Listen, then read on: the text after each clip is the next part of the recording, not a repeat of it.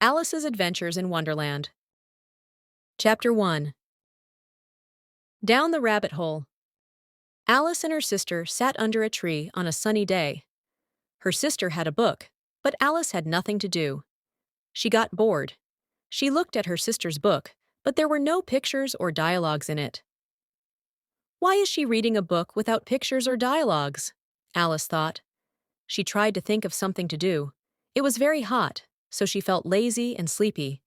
Suddenly, a white rabbit with pink eyes ran past her.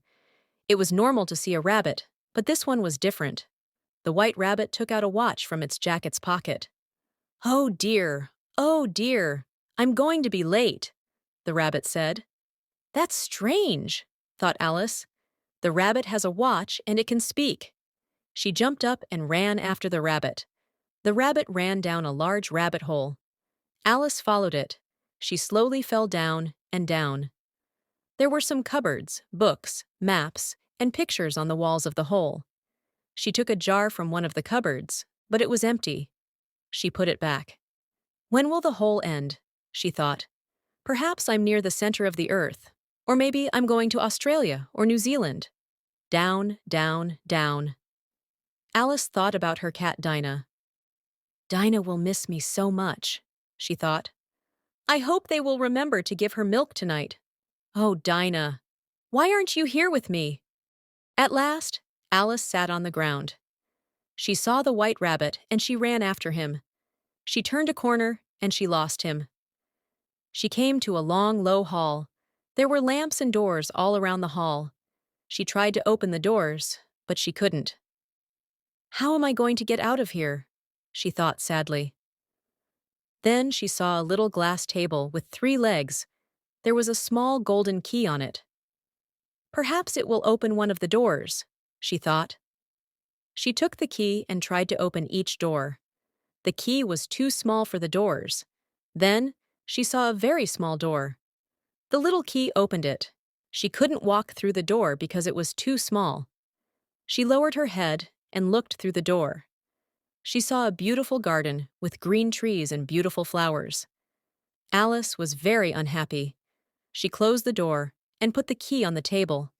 This time, she saw a bottle on the table. It wasn't here before, Alice thought.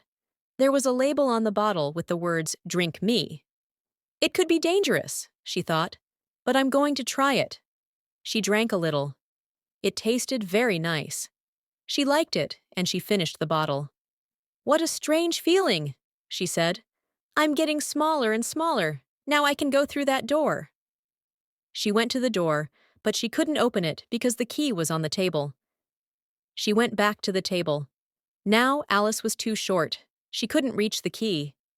She cried, "Alice, don't cry. It won't help you," she said to herself. She saw a piece of cake under the table. On it, she saw the words, "Eat me." "I will eat it," she said. "Maybe I will get taller. Then I will get the key. Or I will get smaller and go under the door. I don't care what happens." She ate a bit of the cake. She put her hand on top of her head. "Which way? Which way?" she asked herself. Nothing happened. She stayed the same size. So she decided to finish the cake. She got taller and taller. Her head hit the ceiling. She was almost 3 meters high. She took the key from the table and went to the garden door. Poor Alice. Now she was too big and she couldn't get through the door. She put the key on the table again. She sat down and started to cry again. Her tears were so big that there was soon a large pool around her. Suddenly, she saw the white rabbit again. "Oh, the Duchess," said the rabbit. "She will be angry because I'm late." Alice wanted to ask for help. "Please, sir," she said. The white rabbit jumped. He dropped a pair of kid gloves and a fan. He left the room quickly. Alice picked up the gloves and the fan. The room was very hot, so Alice began to fan herself. "Oh dear, what a strange day," she said. "I was Alice yesterday. Am I a different person today? Did I change? Who am I now?" She began to feel unhappy again. Suddenly, she started to get smaller again. She understood that it was because of the fan. She was very small now. The key was still on the table. "Things are worse than ever," she said. She stood up and fell into salt water. At first, she thought she fell into the sea, but then she remembered. It was the pool of her tears. "Oh, why did I cry so much?" poor Alice thought. Just then, she saw a big animal in the water. She moved closer and saw that it was just a mouse. As she was so small, she thought the mouse was a big animal. "I will speak to it," thought Alice. "Perhaps it will understand me." "Oh, mouse," she said, "how can I get out of this pool?" "I am very tired." The mouse didn't say anything. Perhaps it doesn't understand English, Alice thought. Maybe it's a French mouse. "So," she said, "where is my cat?" In French. The mouse jumped out of the water. "Oh, I'm so sorry," Alice said. "You don't like cats." "Don't like cats," the mouse said. "I'm a mouse. Of course, I don't like cats." "You are right. Don't be angry with me. I have a cat. She is very cute. You'd like her." The mouse began to move away. "I'm so sorry," Alice said. "Do you like dogs?" The mouse looked angrily at her. It didn't say anything, and it swam away. "Oh, mouse, please come back. Let's get out of this pool," said the mouse.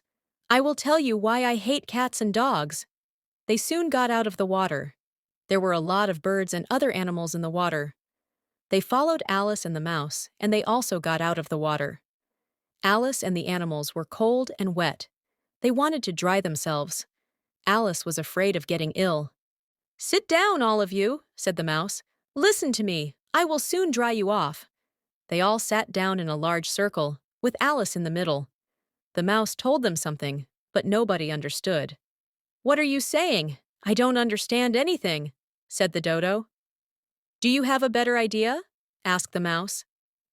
"We will have a race," said the dodo. "A race?" asked Alice.